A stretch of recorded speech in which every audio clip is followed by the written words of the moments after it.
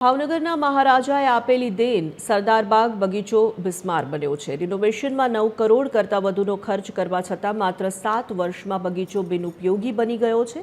જોઈએ અમારો વિશેષ અહેવાલ।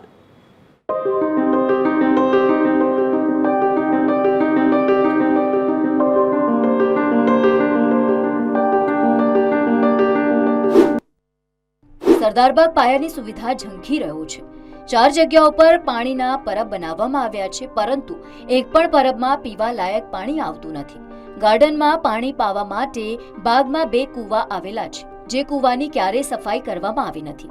જે પાણી ગાર્ડનમાં છાંટવા માટે વાપરવામાં આવે છે, એ જ પાણી લોકોને પીવા માટે પરબમાં ભરવામાં આવે છે।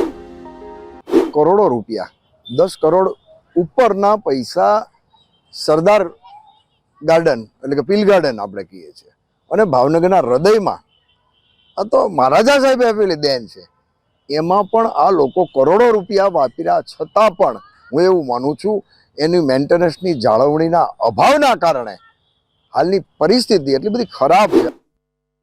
જ્યારે મહારાજા કૃષ્ણકુમારસિંહ સાહેબે આવી અનમોલ ભેટ આ ભાવનગર વાસીઓને જ્યારે આપી હોય, ત્યારે આ તંત્ર માત્ર એની ઉપર થીગડા મારીને સંતોષ માને છે અને વિકાસના કામમાં મોટા પ્રમાણમાં ભ્રષ્ટાચાર થતું તેવું લાગી રહ્યું છે।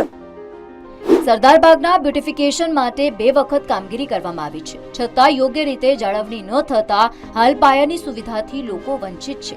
લોકો માટે અને બાળકો માટે રમતગમત માટે લાખો રૂપિયાનો ખર્ચ કરી અને સાધનો મૂકવામાં આવ્યા છે।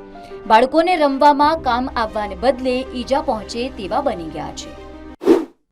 હજી આજની તારીખે હિંચકા હોય કે બાકડા હોય કે આ બધા પાંજરા છે કે કોઈ પણ આ બધી ઝાડવા છે, કોઈ વસ્તુ અત્યારે તો દેખાતું નથી કે આની ગ્રાન્ટ વપરાણી છે। ગ્રાન્ટ ક્યાં ગઈ કાંઈ ખબર નથી। બિસ્માર હાલતમાં આના પોઝિશનમાં આ પીલ ગાર્ડનની પરિસ્થિતિ થઈ ગઈ। આ પીલ ગાર્ડન મહારાજા કૃષ્ણકુમારસિંહજીએ લોકોને એન્જોય કરવા આપ્યું હતું, પણ આની સત્યાનાશ કરી દીધો।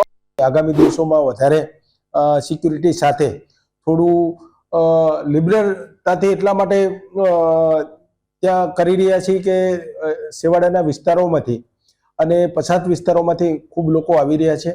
આ ગાર્ડન એકમાત્ર એવો ગાર્ડન છે ભાવનગરની મધ્યની અંદર કે સર્વે સમાજ માટે અને સર્વે લોકો માટે એકદમ શૂટ થાય એ ટાઈપનો ગાર્ડન હોવાના કારણે આ ગાર્ડનને ફરીવાર જ્યાં જ્યાં જરૂર પડશે ત્યાં તાત્કાલિક સૂચનાઓથી અમે કામ કરાવીએ, મરામત કરાવવાનું કામ શરૂ કરીશું।